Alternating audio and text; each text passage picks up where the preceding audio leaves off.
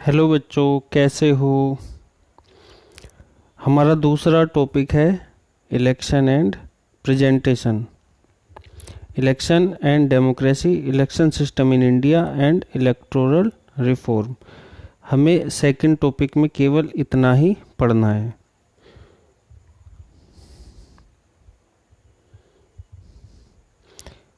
तो पहले आता है चुनाव और प्रतिनिधित्व।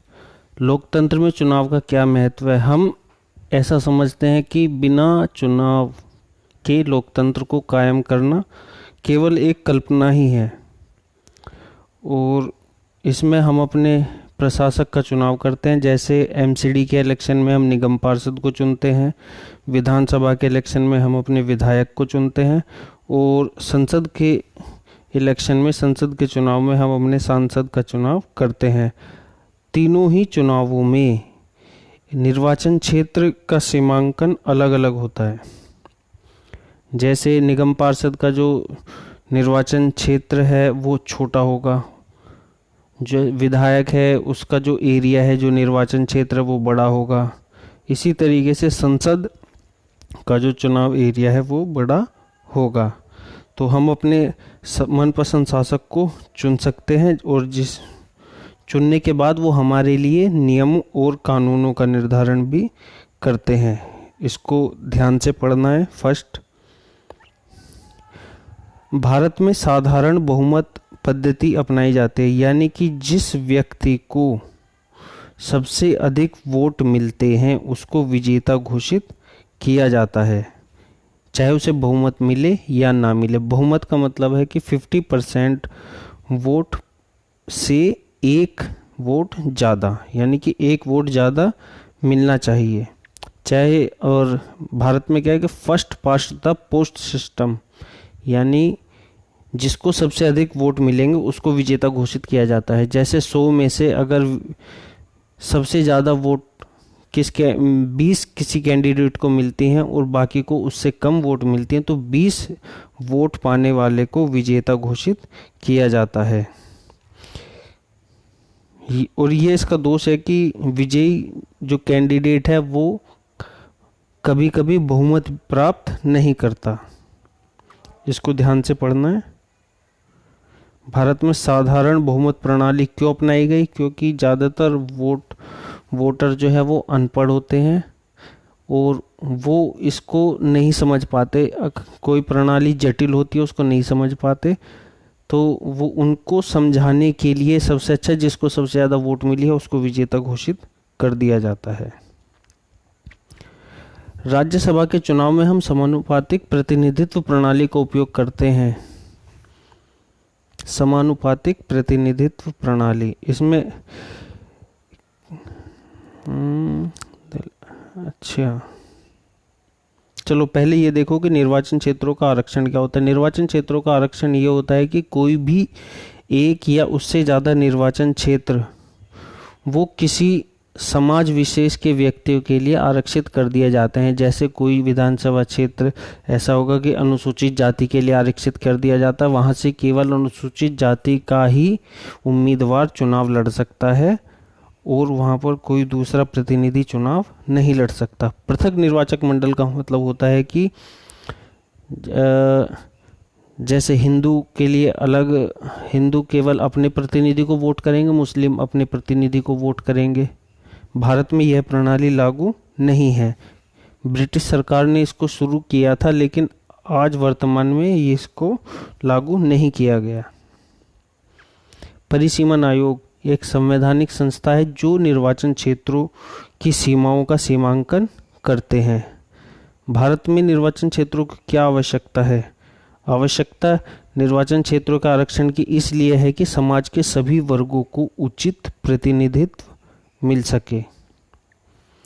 समानुपातिक प्रतिनिधित्व, एक तो पूरे देश को एक ही निर्वाचन क्षेत्र मान लिया जाता है और उसमें सभी राजनीतिक दल अपने कैंडिडेटों को प्राथमिकता सूची के आधार पर उनको रैंक दे देते हैं, और रैंक जितनी प्रतिशत उनको वोट मिलती है उतने ही उनके प्रतिनिधि चुन करके विधानसभा में चले जाते हैं। सूची प्रणाली, अलग अलग क्षेत्रों में निर्वाचन क्षेत्रों को बांट दिया जाता है और प्रत्येक निर्वाचन क्षेत्र के लिए अपने प्रत्याशियों की अलग अलग सूची जारी की जाती है। जैसे किसी को अगर 30% वोट मिले हैं तो और उस राजनीतिक दल ने 100 व्यक्तियों की सूची जारी की है, तो 100 में से उसको अगर 30% वोट मिले हैं तो केवल 30% ही उसके प्रत्याशियों को चुना जाएगा। संचित मत प्रणाली, एक मतदाता उतने ही मत देता है जितने उम्मीदवार होते हैं। एकल संक्रमणीय मत प्रणाली, इसका प्रयोग भारत में किया जाता है विधान परिषद के सदस्यों को चुनने के लिए, राज्यसभा के सदस्यों को चुनने के लिए, राष्ट्रपति और उपराष्ट्रपति के चुनाव के लिए। इसको पढ़ लेना ध्यान से। अब देखो ये एक एग्जाम्पल है,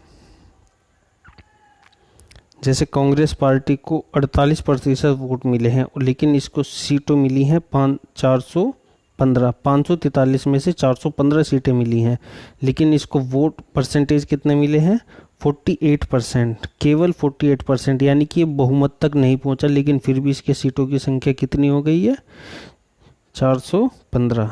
इसको ध्यान से देखना है।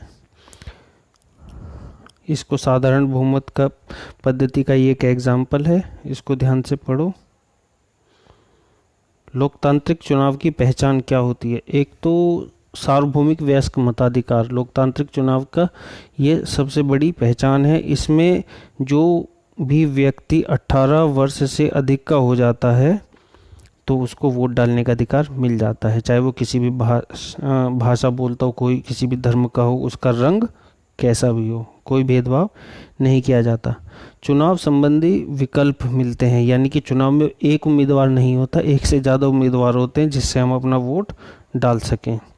निश्चित समय पर चुनाव होते हैं, 3, 4 या 5 वर्ष के बाद। भारत में चुनाव प्रति 5 वर्ष बाद होते हैं, चाहे वो राष्ट्रपति का हो, संसद का हो, विधानसभा का हो या निगम पार्षद का चुनाव हो। भारत में एक संस्था है जो चुनाव कराती है, निर्वाचन आयोग, जो स्वतंत्र है और निष्पक्ष रूप से चुनाव कराने के लिए उत्तरदायी है। ये परिसीमन आयोग के कार्य हैं। जो परिसीमन आयोग करता है, सीमाओं का निर्धारण करता है, घटा सकता है, बढ़ा सकता है और आरक्षित निर्वाचन क्षेत्रों को चिन्हित भी करता है। चुनाव आयोग हमारी संवैधानिक एक संस्था है जो संविधान द्वारा जिसको शक्तियाँ मिली हुई हैं। यह राजनीतिक पार्टी को मान्यता देने का काम करता है। देश में कहीं भी चुनाव कराने हों, चुनाव तिथि की घोषणा करना, सर्टिफिकेट देना विजयी उम्मीदवार को, चुनाव के दौरान चुनाव आचार संहिता को लागू कराना, निष्पक्ष चुनाव कराना, चुनाव चिन्ह देना और इसके काफ़ी सारे और भी कार्य हैं। महिला आरक्षण, जो महिलाओं के लिए आरक्षण होता है, कोई भी स्थान महिलाओं के लिए आरक्षित कर दिए जाते हैं। जैसे स्थानीय निकायों के चुनाव में महिलाओं के लिए 1/3 आरक्षण है, जिससे ये कहा जाता है कि महिला सशक्तिकरण को बल मिलता है। इसको पढ़ना है। सदन की अयोग्यताएं क्या हैं? वो किसी लाभ के पद पर नहीं होना चाहिए, उसका मानसिक संतुलन होना ठीक होना चाहिए, मानसिक रूप से कानून के अंतर्गत अयोग्य नहीं होना चाहिए, तो वो योग्य हो जाता है। मानसिक संतुलन ठीक हो, चुनाव लड़ने के लिए लाभ का पद धारण ना किया गया हो, वो और पागल या दिवालिया ना हो, इस तरह की ये इसके योग्य बन जाता है। तो लेसन में इतना ही है, इसको अपनी बुक से और सपोर्ट मटेरियल से पढ़ना है। क्वेश्चन आपको बाद में बताए जाएंगे, पीडीएफ के रूप में भेजे जाएंगे। किसी बच्चे को यदि कोई इससे संबंधित कोई समस्या है तो उसके लिए एक जूम पर या मीट पर एक क्लास ली जाएगी, उसका टाइम पहले से ही बता दिया जाएगा और लिंक भेजा जाएगा। जिसके पास अगर दो बच्चे हमारे ऐसे हैं जिनके पास अपना गैजेट नहीं है, वो अपने दोस्त से संपर्क कर सकता है और वो क्लास में हिस्सा ले सकता है।